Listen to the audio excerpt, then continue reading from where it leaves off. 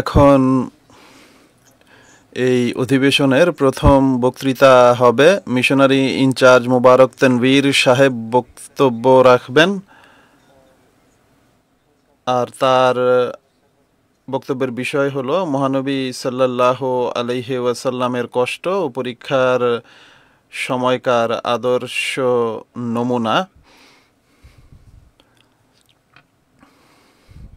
লা ইলাহা ইল্লাল্লাহু ওয়াহদাহু লা শারীকা লাহু ওয়া আশহাদু আন্না মুহাম্মাদান আবদুহু ওয়া রাসূলুহু।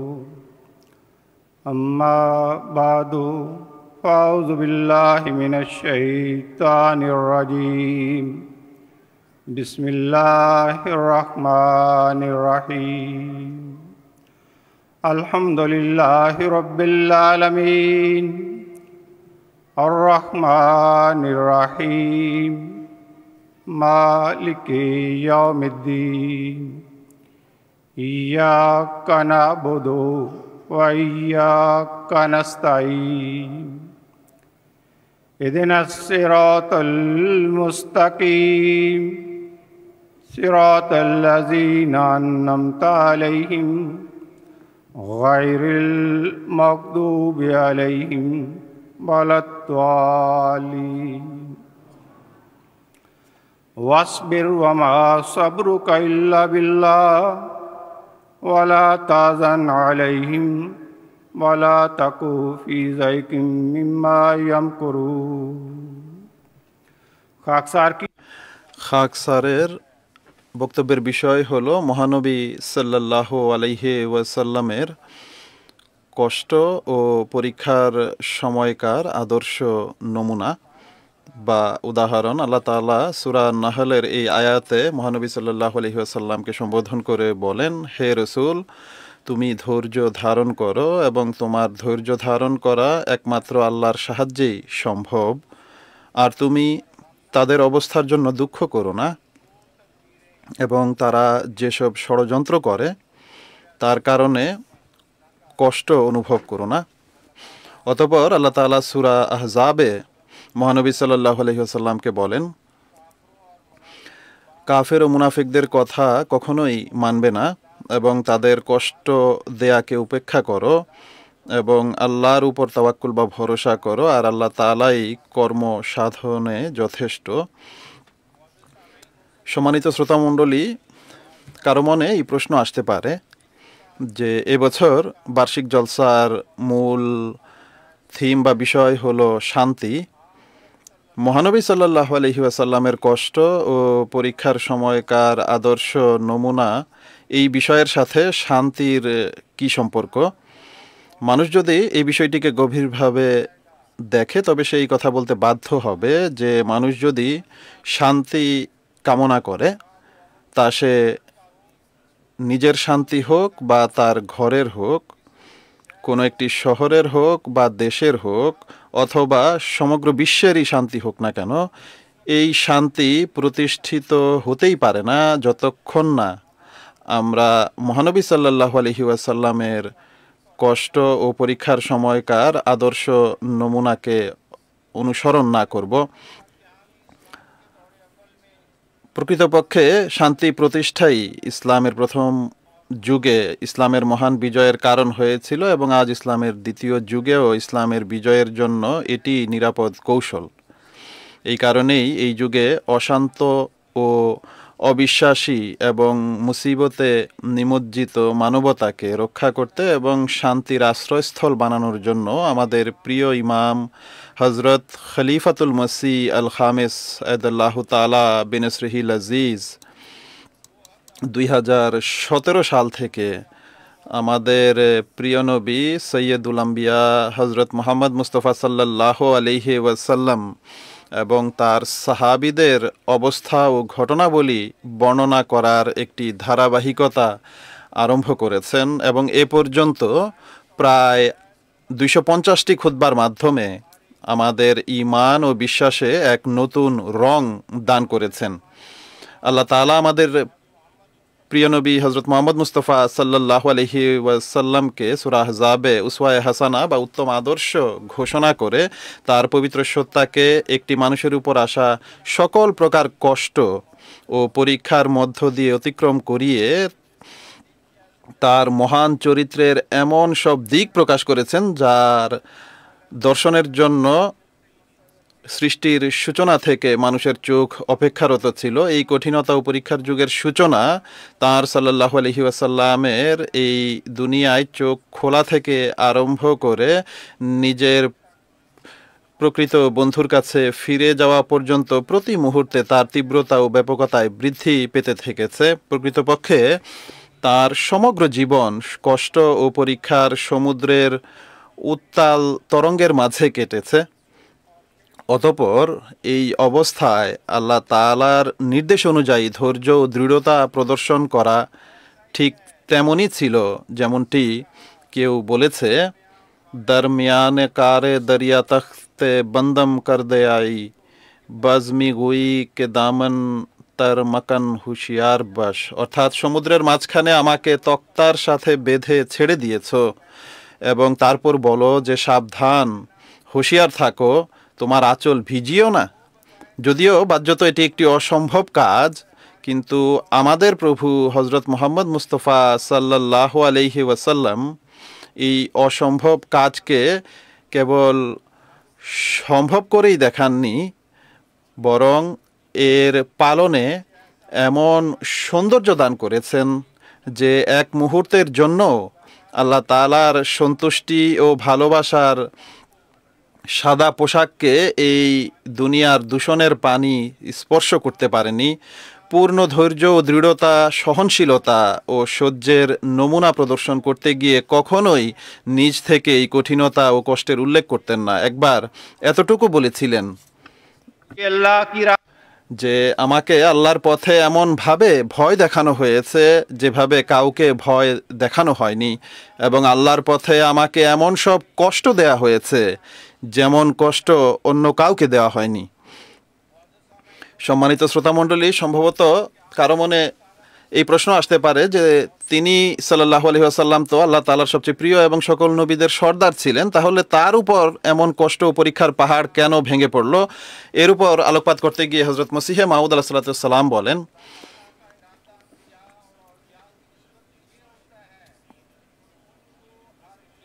কিছু দূরদর্শী লোক যখন দেখে যে আল্লাহর নবী ও রসুলদেরও কষ্ট এসেছে, সেই মুসিবতগুলো আসলে মুসিবত বা বিপদ হয় না, বরং বড় বড় নিয়ামত যা তাদেরকে দেয়া হয়, যাদের উপর আল্লাহর অনুগ্রহ দয়া রয়েছে। আল্লাহ তাআলার ইচ্ছা নবী ও ওলিদের ব্যাপারে এই হয়ে থাকে যে তাদের প্রত্যেক প্রকার চরিত্র প্রকাশ পাক। সুতরাং আল্লাহ তাআলার এই ইচ্ছা পূরণ করার উদ্দেশ্যে তাদের নুরানি বয়সকে দুই ভাগে বিভক্ত করেন। একটি ভাগ কষ্ট মুসিবতে কাটে এবং সব দিক থেকে তাদের কষ্ট দেওয়া হয়, ও তাদের কষ্ট দেওয়া হয় যাতে তাদের উচ্চতম নৈতিকতা প্রকাশ পায়, যা কঠিনতম মুসিবত ছাড়া কখনোই প্রকাশ ও প্রমাণিত হতে পারে না। যদি তাদের উপর সেই কঠিনতম মুসিবত নাজেল না হতো তাহলে এটা কিভাবে প্রমাণিত হতো যে তারা এমন এক সম্প্রদায় যে মুসিবত বা বিপদ আসলে তাদের প্রভুর সাথে বিশ্বাসঘাতকতা করে না এবং আরও এগিয়ে যায় আর দয়ালু প্রভুর কৃতজ্ঞতা জানায় যে তিনি সবাইকে ছেড়ে তাদের উপর কৃপা দৃষ্টি রেখেছেন আর তাদেরকে এই যোগ্য মনে করেছেন যে তার জন্য ও তার পথে যেন তারা কষ্ট পায়, তারা এমন মর্যাদাবান হয়ে যায় যে তাদের কোনো তুলনা নেই। মহানবী সাল্লাল্লাহু আলাইহি ওয়াসাল্লাম এর জীবনের একটি বড় অংশ, যা 40 বছর, তা অসহায়ত্ব ও পেরেশানি এবং এতিমত্বে কাটিয়েছিলেন।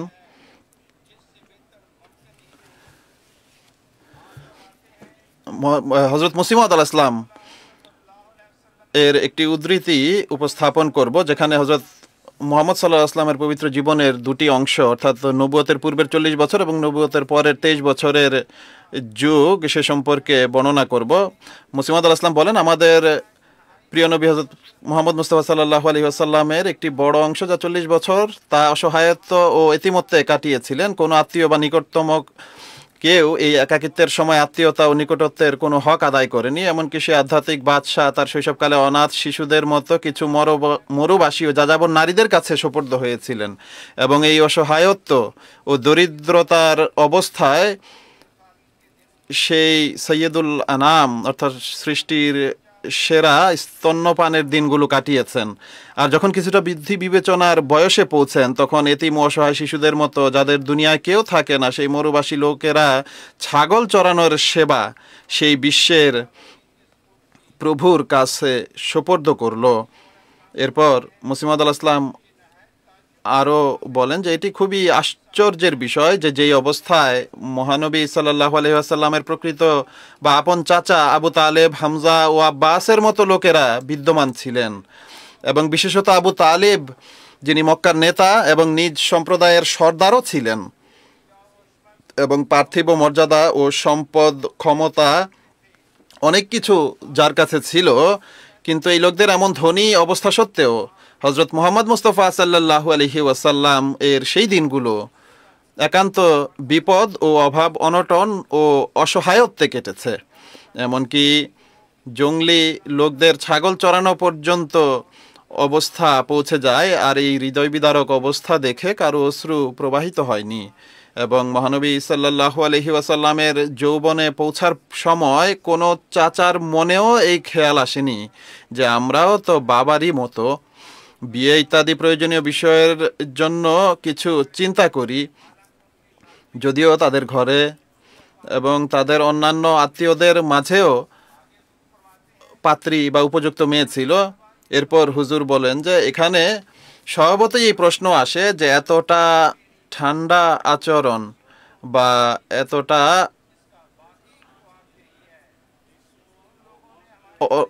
উপেক্ষার আচরণ কেন প্রকাশ পেল। এর প্রকৃতির উত্তর এটাই যে তারা আমাদের প্রিয় নবী হযরত মুহাম্মদ সাল্লাল্লাহু আলাইহি ওয়াসাল্লামকে যখন দেখলো যে একটি ছেলে এতিম, যার বাবা মা নেই, অসহায়, যার কাছে কোনো প্রকার সম্পদ নেই, দরিদ্র, যার হাতে কিছুই নেই,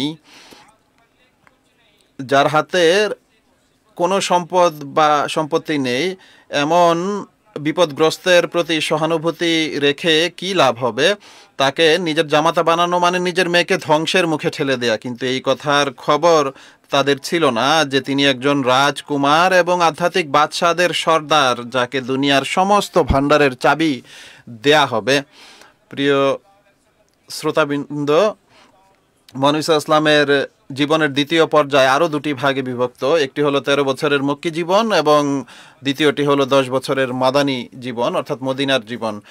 মক্কি জীবনের কষ্ট পরীক্ষার কথা উল্লেখ করতে গিয়ে হজরত মসিহে মাউদ আলাইহিসসালাম বলেন যে রাসূলুল্লাহ সাল্লাল্লাহু আলাইহি ওয়াসাল্লামের 13 বছরের জীবন যা মক্কায় অতিবাহিত হয়েছে, তাতে যত দুঃখ কষ্ট ও সমস্যা মহানবী সাল্লাল্লাহু আলাইহি ওয়াসাল্লামের উপর এসেছে আমরা তো তার অনুমানও করতে পারবো না। হৃদয় কেঁপে ওঠে যখন আমরা তার চিন্তা করি বা সেই কথার চিন্তা করি। এ থেকে রাসূলুল্লাহ সাল্লাল্লাহু আলাইহি ওয়াসাল্লামের উচ্চ মনোবল, প্রশস্ত হৃদয়, দৃঢ়তা এবং সংকল্প অবিচলতার পরিচয় পাওয়া যায়। যে কেমন সম্মানের পাহাড় সদৃশ মানুষ, যে সমস্যার পাহাড় ভেঙে পড়লেও তাকে একটুও তা নাড়াতে পারে না। তিনি তার দায়িত্ব পালনে এক মুহূর্তেও দুঃখী ও বিষণ্ণ হননি। যেসব সমস্যা তার ইচ্ছাকে পরিবর্তন আর সেসব সমস্যা তার ইচ্ছাকে পরিবর্তন করতে পারেনি। সম্মানিত শ্রোতাগণ, আজ আমরা এই কয়েকটি মুহূর্তে তার জীবনের কিছু ঘটনার উপর এই দৃষ্টিকোণ থেকে দৃষ্টি দেব যে এই মূর্তমান মহান চরিত্র নবীগণের ইতিহাসে প্রতিটি চরিত্রের মতো কষ্ট ও পরীক্ষার সমুদ্রের উত্তাল তরঙ্গের ন্যায় ধৈর্য, সহনশীলতা ও ক্ষমার চরিত্রকে কোন নতুন উচ্চতা দান করেছেন। ওয়ামা তৌফিকি ইল্লা বিল্লাহ। সবচেয়ে বেশি কষ্ট মানুষের মুখের দ্বারা বা মুখের অত্যাচারে হয়ে থাকে, আর এটি এমন এক তীর হয়ে থাকে যা তরবারির চেয়ে অনেক বেশি কঠোরভাবে মানুষকে আহত এবং ক্ষতবিক্ষত করে। এই কারণে হযরত মুসলিম মাউদ বলেছেন যে লাগুক শত তরবারির আঘাত, মুখের একটি আঘাত তার চেয়েও খারাপ। মুখের আঘাতে শরৎকাল আসে না, এটি শেষ মুহূর্ত পর্যন্ত সবুজ থাকে। গালিগালাজ উপহাসের তীরের এই আক্রমণ মহানবী সাল্লাল্লাহু আলাইহি ওয়াসাল্লামের তবলিগের প্রথম প্রচেষ্টার সাথেই আরম্ভ হয়ে গিয়েছিল, যখন তিনি বনু আব্দুল মুত্তালিবের দাওয়াত করেছিলেন। সবাই একত্রিত হয়ে যায়, তাদের মাঝে তার চাচা আবুল আহাবও ছিল, যে সত্যের বাণী শুনে তাৎক্ষণিকভাবে বলে যে তোর সর্বনাশ হোক, তুই কি আমাদের এজন্যই একত্র করেছিস? তিনি সাল্লাল্লাহু আলাইহি ওয়াসাল্লামকে নাউজুবিল্লাহ কবি, পাগল, জাদুকর ও মিথ্যাবাদী বলে নোংরা গালি দেওয়ার এই দুর্ব্যবহারের ঝড় ক্রমাগত শেষ মুহূর্ত পর্যন্ত অব্যাহত থাকে। তার সাল্লাল্লাহু আলাইহি ওয়াসাল্লামের সম্মানিতা স্ত্রী হযরত আয়েশা রাদিয়াল্লাহু তাআলা আনহার উপর মুখের তীর দিয়ে যে আক্রমণ করা হয়েছিল, তার গুরুত্বের বা তার কঠোরতার অনুমান এই থেকে করুন, যেখানে আল্লাহ তাআলা একে কোরআন করিমে বুহতানুন নাজিম অর্থাৎ মহান অপবাদ আখ্যা দিয়েছেন। কিন্তু আমাদের প্রভু ও মনিব মানবতার উপকার কর্তা কেবল মুখের এই তীরের চতুর্মুখী আক্রমণে চূড়ান্ত ধৈর্য অবিচলতাই প্রদর্শন করেননি, বরং এই হিংস্র স্বভাবের শত্রুদের জন্য তার প্রভুর কাছে নিজের রাতগুলো ইবাদতে কাটিয়ে আমাদের জন্য একটি আদর্শ নমুনা উপস্থাপন করেছেন। হযরত মুহাম্মদ মুস্তাফা रहमतुल लिल आलमीन मोहसिन इंसानियत गुलाम अहमद की। अब आते हैं आप এখন আমরা তার ব্যক্তিগত কষ্টের দিকে আসি। হযরত মুসলিম মাউদ রাদিয়াল্লাহু তাআলা আনহু এর একটি অদ্ভুত চিত্র উপস্থাপন করেছেন। তিনি বলেন যে হাদিসে এসেছে যে প্রাচীন যুগে আল্লাহ তাআলার ধর্ম গ্রহণকারীদের মাথার উপর করাত রেখে তাদেরকে চিরে ফেলা হতো, আর তারা উফ পর্যন্ত করতেন না। কিন্তু মুহাম্মদ রাসূলুল্লাহ সাল্লাল্লাহু আলাইহি ওয়াসাল্লামের উপর 1 বছর নয়, 2 বছর নয়, 3 বছর নয়, 10 বছর নয়, ক্রমাগতভাবে মৃত্যু পর্যন্ত করাত চলতে থাকে। এরপর হুজুর বলেন যে খ্রিস্টানরা বলে যে মসির একবার ক্রুশে চড়ে সব পাপীর মুক্তিপণ আদায় করে দিয়েছেন, কিন্তু মসির তো সারা জীবনে কেবল এই একটি ঘটনাই ঘটেছে। কিন্তু মুহাম্মদ রাসূলুল্লাহ সাল্লাল্লাহু আলাইহি ওয়াসাল্লাম তার জীবনের প্রতিটি মুহূর্তে মানুষের জন্য ক্রুশে চড়েছেন, এবং তিনি তাদের জন্য হাজারো নয় লাখো মৃত্যু কবুল করে নিয়েছেন। অতএব যখন আমরা রাসূল করিম সাল্লাল্লাহু আলাইহি ওয়াসাল্লামের জীবনের ঘটনাবলীকে দেখি, তখন আমাদের কাছে এই দাবি একটি বাস্তবতা হয়ে ওঠে, এবং আমাদের পদে পদে এমন সব ঘটনা দেখানো হয়। একবার কাবা ঘরে কাফেররা তার গলায় চাদর জড়িয়ে এত জোরে টেনেছিল যে তার চোখ লাল হয়ে বাইরে বেরিয়ে এসেছিল। আর হযরত আবু বকর রাদিয়াল্লাহু তাআলা আনহু এই কথা শুনে দৌড়ে এলেন এবং রাসূলুল্লাহ সাল্লাল্লাহু আলাইহি ওয়াসাল্লামকে এই কষ্টের অবস্থায় দেখে তার চোখে পানি চলে আসে, এবং তিনি সেই কাফেরদের সরাতে গিয়ে বলেন যে আল্লাহ তাআলাকে ভয় করো, তোমরা কি এক ব্যক্তির উপর এজন্য অত্যাচার করছো যে সে বলে আল্লাহ তাআলা হলেন আমার প্রভু। একবার রাসূল করিম সাল্লাল্লাহু আলাইহি ওয়াসাল্লাম মক্কায় একটি পাথরের উপর বসে গভীর চিন্তায় মগ্ন ছিলেন যে হঠাৎ আবু জাহেল সেখানে চলে আসে, এবং সে এসেই তাকে চড় মারে, এবং এরপর সবচেয়ে নোংরা থেকে নোংরা গালিগুলো দিতে থাকে। তিনি সাল্লাল্লাহু আলাইহি ওয়াসাল্লাম সেই চড়ও সহ্য করেন এবং গালিও শুনতে থাকেন, কিন্তু তিনি তার মুখ থেকে একটি শব্দ উচ্চারণ করেননি। যখন সে গালি দিয়ে চলে যায় তখন তিনি নীরবে উঠেন এবং নিজ ঘরে ফিরে যান। আর এটি ছিল সেই ধৈর্য যা অবশেষে হযরত হামজার ইসলাম গ্রহণের কারণ হয়েছিল। একবার তিনি সাল্লাল্লাহু আলাইহি ওয়াসাল্লাম বাজার দিয়ে যাচ্ছিলেন যে মক্কার উশৃঙ্খলদের একটি দল তার চারপাশে ঘিরে ফেলে এবং রাস্তা জুড়ে তার ঘাড়ে এই বলে চড় মারতে থাকে যে হে লোকেরা, এই হলো সেই ব্যক্তি যে বলে আমি হলাম নবী। সম্মানিত শ্রোতা মণ্ডলী, প্রতিটি বিপদের মুহূর্তে শত্রুর প্রথম লক্ষ্য কেবল মহানবী সাল্লাল্লাহু আলাইহি ওয়াসাল্লামের অস্তিত্বই হতো, কিন্তু যখনই কোনো সুযোগ এসেছে তিনি এমন বীরত্বের সাথে নিজেকে সেই বিপদের আগুনে নিক্ষেপ করেছেন যে মনে হতো যেন তিনি নিজের জীবনের কোনো মূল্যই মনে করেন না। উহুদের যুদ্ধের সময় একটি পাথর তার শিরস্ত্রাণে আঘাত করে এবং তার একটি কাঁটা তার মাথায় ঢুকে যায়, আর তিনি সাল্লাল্লাহু আলাইহি ওয়াসাল্লাম অজ্ঞান হয়ে সাহাবীদের লাশের উপর পড়ে যান যারা তার চারপাশে যুদ্ধ করতে করতে শহীদ হয়ে গিয়েছিলেন। এরপর আরও কিছু সাহাবীদের লাশ তার পবিত্র দেহের উপর এসে পড়ে, আর মানুষ মনে করে নেয় যে তিনি সাল্লাল্লাহু আলাইহি ওয়াসাল্লাম মৃত্যুবরণ করেছেন। কিন্তু যখন তাকে গর্ত থেকে বের করা হয় এবং তার জ্ঞান ফিরে, তখন তিনি এই কথা মনে আনেননি যে শত্রুরা আমাকে আহত করেছে, আমার দাঁত ভেঙে দিয়েছে এবং আমার প্রিয়জন, আত্মীয় ও বন্ধুদের শহীদ করেছে। বরং তিনি জ্ঞান ফেরার সাথে সাথে এই দোয়া করেন যে রব্বিক ফির লে কওমি ফাইন্নাহুম লা ইয়ালামুন, অর্থাৎ হে আমার প্রভু, এই লোকেরা আমার মর্যাদা চিনতে পারেনি, তাই তুমি তাদের ক্ষমা করে দাও এবং তাদের গুনাহ মাফ করো।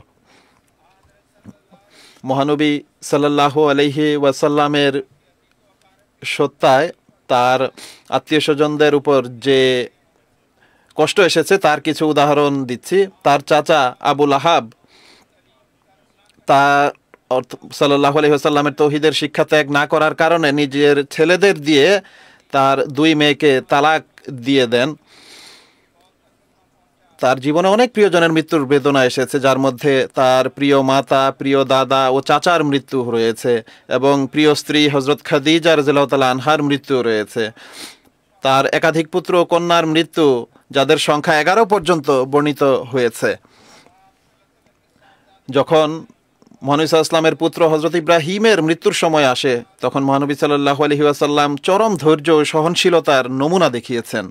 নিজের প্রিয় খোদার সন্তুষ্টির সামনে এই কথা বলে মাথা নত করেছেন যে চোখ অশ্রু ঝরায় এবং হৃদয় দুঃখিত হয়, কিন্তু আমরা আল্লাহর ইচ্ছার বিরুদ্ধে কোনো কথা মুখে আনবো না। আর হে ইব্রাহিম, আমরা তোমার সাথে বিচ্ছিন্ন হওয়ার কারণে অত্যন্ত দুঃখিত। মহানবী সাল্লাল্লাহু আলাইহি ওয়াসাল্লামকে যখন খোদা তাআলা বিজয়ে ভূষিত করেছেন এবং তার এই ক্ষমতা লাভ হয় যে তিনি চাইলে তখন সেই সমস্ত কষ্টদানকারীদের শাস্তি দিতে পারতেন, কিন্তু তিনি সবাইকে ক্ষমা করে দিয়েছেন। হযরত মসিহে মাউদ আলাইহিস সালাম এই বিষয়ে আলোকপাত করতে গিয়ে বলেন যে মহানবী সাল্লাল্লাহু আলাইহি ওয়াসাল্লাম মক্কাবাসী এবং তাদের অন্যদের উপর বিজয় লাভ করে তাদের সবাইকে ক্ষমা করে দিয়েছেন এবং বিজয়ী হয়েও সবাইকে লা তাসরিবা আলাইকুমুল ইয়াউম বলেছেন। আর এই ক্ষমার কারণে যা বিরোধীদের দৃষ্টিতে একটি অসম্ভব বিষয় বলে মনে হতো এবং নিজেদের দুষ্কর্মের দিকে তাকিয়ে তারা নিজেদেরকে বিরোধীর হাতে দেখে নিহত হওয়ার কথা ভাবত, হাজার হাজার মানুষ এক মুহূর্তেই ইসলাম ধর্ম গ্রহণ করে। এবং মহানবী সাল্লাল্লাহু আলাইহি ওয়াসাল্লামের প্রকৃত ধৈর্য, যা দীর্ঘ সময় ধরে তিনি তাদের কঠিন থেকে কঠিন নির্যাতনের সময় ধারণ করেছিলেন, সূর্যের মতো তাদের সামনে উজ্জ্বল হয়ে যায়। দুনিয়ার সম্পদ তাকে প্রচুর পরিমাণে দেওয়া হয়েছিল, কিন্তু মহানবী সাল্লাল্লাহু আলাইহি ওয়াসাল্লাম নিজের পবিত্র হাত দুনিয়ার এই সমস্ত সম্পদে বিন্দুমাত্র কলুষিত করেননি, বরং সর্বদা দারিদ্র্যকে ধনাঢ্যতার উপর এবং দীনতাকে প্রভুত্বের উপর প্রাধান্য দিয়েছেন। হযরত আয়েশা রাদিয়াল্লাহু তাআলা আনহা বর্ণনা করেছেন যে মহানবী সাল্লাল্লাহু আলাইহি ওয়াসাল্লাম কখনো নিজের জন্য নিজের উপর সংঘটিত কোনো অন্যায় বা অবিচারের প্রতিশোধ নেননি। মুনাফিকদের সর্দার আব্দুল্লাহ বিন উবাই বিন সালুল সারা জীবন মহানবী সাল্লাল্লাহু আলাইহি ওয়াসাল্লামের সাথে বিদ্রূপের আচরণ অব্যাহত রেখেছিল এবং অসংখ্য মানসিক ও শারীরিক কষ্টের মূল কারণ ছিল সে। কিন্তু তার সমস্ত উদ্ধত্ত ও দুষ্টামি সত্ত্বেও তার মৃত্যুর সময় নিজের জামা তার কাফনের জন্য তিনি সাল্লাল্লাহু আলাইহি ওয়াসাল্লাম দিয়েছেন এবং তার জানাজা পড়িয়েছেন। জাতুর রিকার যুদ্ধে পিছু নিয়ে হত্যার ইচ্ছায় আসা গওরাস ইবনে হারিসকে যে মহানবী সাল্লাল্লাহু আলাইহি ওয়াসাল্লামের ঘুমন্ত অবস্থায় হত্যার উদ্দেশ্যে তার তরবারির উপর দখল নিয়ে তাকে হত্যার জন্য উন্মুক্ত করেছিল, কিন্তু আল্লাহ তাআলা নিজের কুদরতে তাকে এই অপবিত্র উদ্দেশ্যে ব্যর্থ ও অসফল করেছেন। এই প্রাণঘাতী শত্রুকেও তিনি ক্ষমা করে আমাদের জন্য একটি মহান আদর্শ স্থাপন করেছেন। ধৈর্য ও সহনশীলতার শিক্ষা এভাবেও দিয়েছেন যে আপনার প্রাণ নিতে এসেছিল এমন শত্রুর সাথেও তিনি ক্ষমা প্রদর্শন করেছেন। হাতে যদিও খোলা তরবারি ছিল, তার উপর লক্ষ দরুদ, তার উপর লক্ষ সালাম। নিজের প্রিয় চাচা হযরত হামজার কলিজা চর্বণকারিণী হিন্দাকে ক্ষমা করে ক্ষমার এমন মহান আদর্শ তিনি সাল্লাল্লাহু আলাইহি সাল্লাম স্থাপন করেছেন, যা হিন্দার পুরো দুনিয়াই পাল্টে দিয়েছে। সে তার ঘর ও হৃদয় মূর্তি থেকে পরিচ্ছন্ন করে এবং মহানবী সাল্লাল্লাহু আলাইহি সাল্লাম এর কাছে নিবেদন করে যে আল্লাহর কসম, পৃথিবীতে আমার কাছে আপনার পরিবারের চেয়ে বেশি কোনো পরিবারের অপমানিত হওয়া প্রিয় ছিল না। আর আজ আমার অবস্থা এই যে পৃথিবীতে আমার কাছে আপনার পরিবারের চেয়ে বেশি কোনো পরিবারের সম্মানিত হওয়া প্রিয় নয়। সম্মানিত শ্রোতা,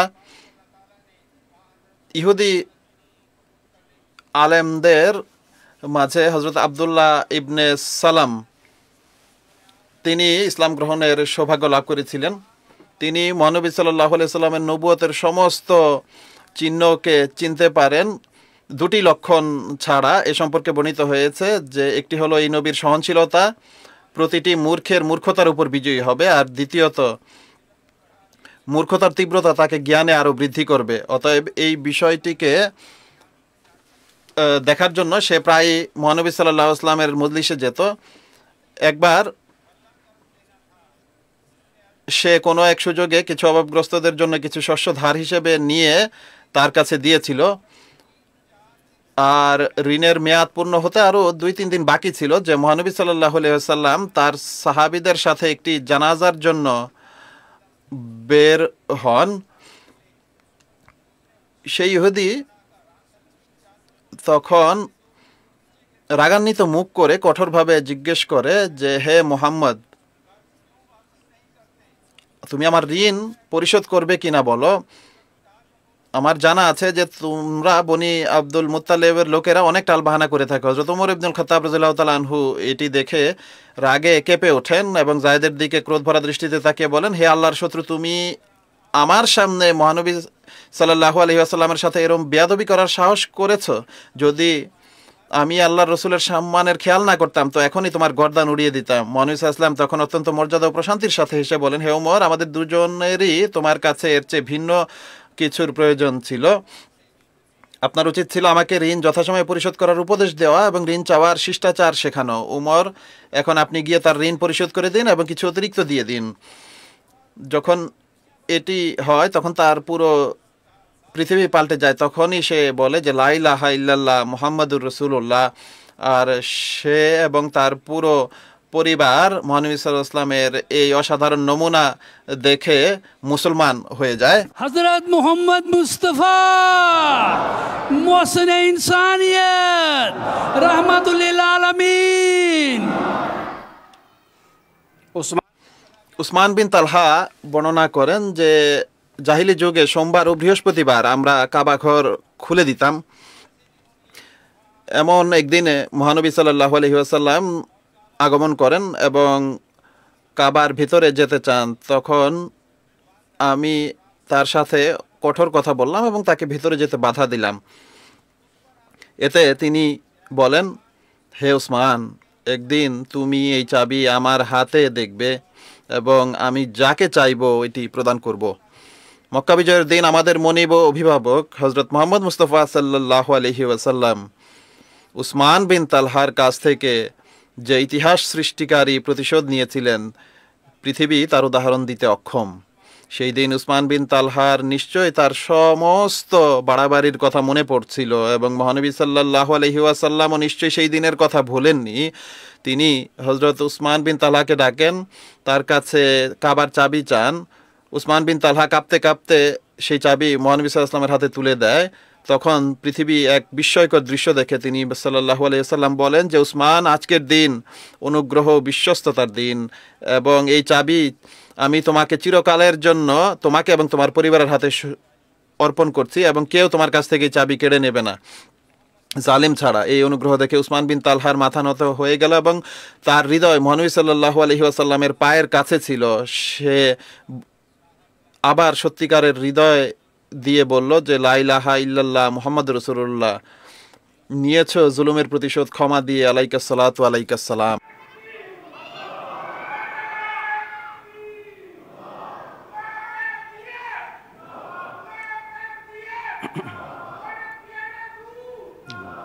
मुअज़्ज़ज़ सामाईन, সম্মানিত শ্রোতামণ্ডলী, আমাদের মনিব ও অভিভাবক হযরত মুহাম্মদ মুস্তাফা সাল্লাল্লাহু আলাইহি ওয়াসাল্লামের এইসব কষ্ট ও পরীক্ষার সময় কোরআন করিমের এই হুকুমের উপর অবিচল থাকাই এক মহান অলৌকিক ঘটনার চেয়ে কম নয়। কিন্তু আমাদের প্রিয় নবী হযরত মুহাম্মদ মুস্তাফা সাল্লাল্লাহু আলাইহি ওয়াসাল্লামের জন্য তো আল্লাহ তাআলার নির্দেশ আরও অন্য এক মহিমা নিয়ে এসেছিল। আল্লাহ তাআলা সূরা হুদে বলেছেন, ফাস্তাকিম কামা উমিরতা ওয়া মান তাবা মাআক, অর্থাৎ তুমি দৃঢ়তা দেখাও যেভাবে তোমাকে আদেশ দেওয়া হয়েছে এবং তারাও যারা তোমার হাতে তওবা করেছে। তো এটি এমন এক নির্দেশ যা মুহাম্মদ রাসূলুল্লাহ সাল্লাল্লাহু আলাইহি ওয়াসাল্লামের সত্তা ছাড়া অন্য কারো পক্ষে সম্ভবই নয়। তাই হযরত মসিহে মাউদ আলাইহিস সালাম বলেছেন যে আমার বিশ্বাস হলো যদি রাসূলুল্লাহ সাল্লাল্লাহু আলাইহি ওয়াসাল্লামকে আলাদা করা হতো এবং এ পর্যন্ত যত নবী অতিক্রান্ত হয়েছেন সবাই একসাথে হয়ে সেই কাজ ও সংস্কার করতে চাইতেন যা রাসূলুল্লাহ সাল্লাল্লাহু আলাইহি ওয়াসাল্লাম করেছেন, তাহলে তারা কখনোই তা করতে পারতেন না। একবার হযরত আবু বকর কাবা ঘরে সত্যের বার্তা দিলে মুশরিকরা তার উপর ঝাঁপিয়ে পড়ে এবং নির্মমভাবে প্রহার করে। উকবা ইবনে রবিয়া হযরত আবু বকরের মুখে তার জুতা দিয়ে, যাতে পেরেক ছিল, এত মারল যে তিনি রক্তাক্ত হয়ে গেলেন এবং অজ্ঞান হয়ে পড়ে গেলেন। হযরত বিলালকে মক্কার প্রচণ্ড গরমে পাথুরে জমিতে শুইয়ে উপরে গরম পাথর রেখে এবং হযরত খুবাব বিন আরতকে দড়ি দিয়ে বেঁধে গরম পাথরের উপর টেনে নিয়ে গিয়ে লা ইলাহা ইল্লাল্লাহ মুহাম্মদ রাসূলুল্লাহর অস্বীকার করতে বাধ্য করার কথা কার অজানা। সম্মানিত শ্রোতামণ্ডলী, হযরত লুবাইনা এবং হযরত জুনাইরাকে ইসলাম গ্রহণের কারণে নির্মমভাবে প্রহার করা হতো। হযরত ইয়াসের ও তার স্ত্রী হযরত সুমাইয়া এবং তার পুত্র হযরত আম্মার ও আবু জাহলের নির্যাতনের ক্রমাগত লক্ষ্য হতে থেকেছেন এবং এই নির্যাতন সহ্য করতে করতে অনেকেই শাহাদাতের মর্যাদা লাভ করেছেন। এটি অদ্ভুত বিষয় যে হযরত মুহাম্মদ মুস্তাফা সাল্লাল্লাহু আলাইহি ওয়াসাল্লাম সাহাবীদের এমন এক রং প্রদান করেছেন যে তারা কোনোভাবে নিজ প্রভুর সাথে রঙের ক্ষেত্রে ভিন্নতা আসতে দেননি এবং সমস্ত কুরবানি উপস্থাপন করেছেন। সময়ের দিকে লক্ষ্য রেখে একটি ঘটনা শুধু বলবো, আর এসব ঘটনাকে পড়ে এমন মনে হয় যেন বাস্তবেই তারা মৃত্যুকে নয় বরং মৃত্যু তাদেরকে ভয় করত।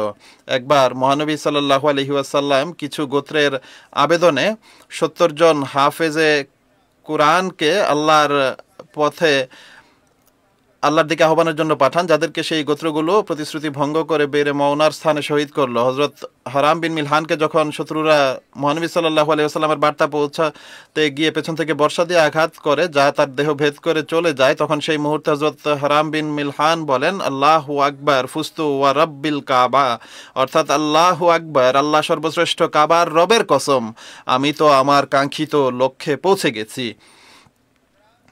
প্রিয় শ্রোতামণ্ডলী, হযরত মসিহা মাউদ আলাইহিস সালাম সাহাবীদের যে চিত্র অঙ্কন করেছেন তার পবিত্র ভাষায় তা উপস্থাপন করছি যে তারা কিভাবে মহানবী সাল্লাল্লাহু আলাইহি ওয়াসাল্লামের রঙে নিজেদেরকে রঙিন করেছেন। তিনি বলেন যে যেভাবে তাদেরকে নির্দেশ দেওয়া হয়েছে যে বিপদের মুখে ধৈর্য ধারণ করো, অনুরূপভাবে তারা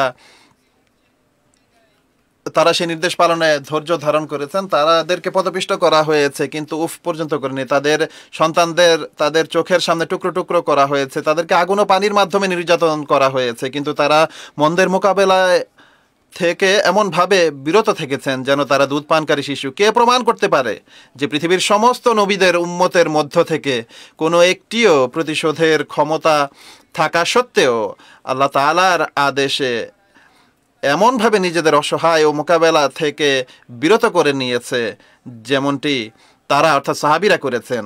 কার কাছে এই বিষয়ের প্রমাণ আছে যে পৃথিবীতে আর এমন কোনো দল ছিল যারা বীরত্ব, জামাত এবং বাহুবল আর মোকাবেলার শক্তি এবং পুরুষত্ব ও বীরত্বের সমস্ত উপাদান থাকা সত্ত্বেও রক্তপিপাসু শত্রুর নির্যাতন ও আঘাতের উপর বা আঘাতের বিপরীতে 13 বছর পর্যন্ত অবিরাম ধৈর্য ধরে রেখেছেন?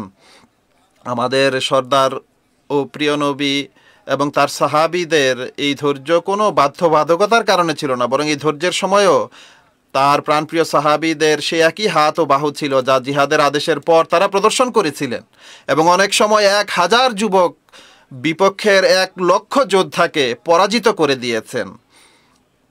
এমনটি এজন্য হয়েছিল যেন মানুষ জানতে পারে যে মক্কায় শত্রুদের রক্তপাতের উপর যে ধৈর্য প্রদর্শন করা হয়েছিল তার কারণ কোনো কাপুরুষতা বা দুর্বলতা ছিল না, বরং আল্লাহর আদেশ শুনে তারা অস্ত্র রেখে দিয়েছিলেন বা অস্ত্র মাটিতে রেখে দিয়েছিলেন এবং ছাগল ও ভেড়ার মতো জবাই হতে প্রস্তুত হয়ে গিয়েছিলেন। নিশ্চয়ই এমন ধৈর্য মানবিক শক্তির বাইরে, এবং যদিও আমরা সমগ্র পৃথিবী ও সমস্ত নবীদের ইতিহাস পড়ে ফেলি, তবুও আমরা কোনো উম্মতে কোনো নবীর দলে এই চরিত্র পাই না। কেউ কতই না সুন্দর বলেছেন যে সমস্ত দুঃখ ভুল হয়ে যায় নয়নের কাছে যখনই সেই দুঃখ হর্তার কথা বলি। প্রিয় শ্রোতামণ্ডলী, মহানবী সাল্লাল্লাহু আলাইহি ওয়াসাল্লামের কষ্ট দুর্ভোগের দুটি বিষয় আমি উল্লেখ করে শেষ করব। তিনি বলেন, নবী ও অলিগণের অস্তিত্ব এজন্য হয়ে থাকে যাতে লোকেরা সমস্ত চরিত্রে তাদের অনুসরণ করে, এবং যেসব বিষয়ে আল্লাহ তাআলা তাদেরকে দৃঢ়তা দান করেছেন সেই দৃঢ়তার পথেই সকল সত্যের সন্ধানী অগ্রসর হয়। এখন এই উত্তম আদর্শ অবলম্বন করলে আমরা কি পাব, আর এটি কোন অসাধারণ সত্তার আদর্শ? তিনি বলেন যে আমরা যখন ন্যায়ের দৃষ্টিতে দেখি তখন সমগ্র নবুয়তের ধারাবাহিকতার মধ্য থেকে সর্বোচ্চ মর্যাদার বীর নবী এবং জীবন্ত নবী আর আল্লাহ তাআলার সর্বোচ্চ মর্যাদার প্রিয়তম শুধুমাত্র একজনকেই জানি, অর্থাৎ সেই নবীদের সর্দার, রসুলদের গর্ব, সমস্ত প্রেরিত পুরুষের মুকুট, মাথার মুকুট, যার নাম মুহাম্মদ মুস্তফা ও আহমদ মুজতবা সাল্লাল্লাহু আলাইহি ওয়াসাল্লাম। যার এরপর শুনুন যে এই উত্তম আদর্শ অবলম্বন করলে আমরা কি পাব। তিনি বলেন, যার ছায়ায়, অর্থাৎ যার ছায়ায় 10 দিন চলার ফলে সেই আলো বা নূর লাভ হয় যা পূর্বে বা এর পূর্বে 1000 বছর পর্যন্ত পাওয়া যেত না। শেষ নসিহত যা আমাদের সবার ভালোভাবে শোনা উচিত তা হলো, সুতরাং শেষ উপদেশ এই যে প্রতিটি আলো আমরা রসুল, নবী এবং উম্মি নবী সাল্লাল্লাহু আলাইহি ওয়াসাল্লামের অনুসরণ থেকে পেয়েছি, এবং যে ব্যক্তি অনুসরণ করবে সেও পাবে, আর এমন গ্রহণযোগ্যতা সে লাভ করবে যে কোনো বিষয় তার কাছে আরও সম্ভব থাকবে না। জীবন্ত খোদা যিনি মানুষের কাছে গোপন, তিনি তার খোদা হয়ে যাবেন, আর মিথ্যা খোদারা সব তার পায়ের নিচে পিষ্ট পদদলিত হবে। প্রতিটি স্থানে সে বরকতময় হবে এবং ঐশী শক্তিসমূহ তার সাথে থাকবে। ওয়া আখির দাওয়ানা আনিল হামদুলিল্লাহি রাব্বিল আলামিন।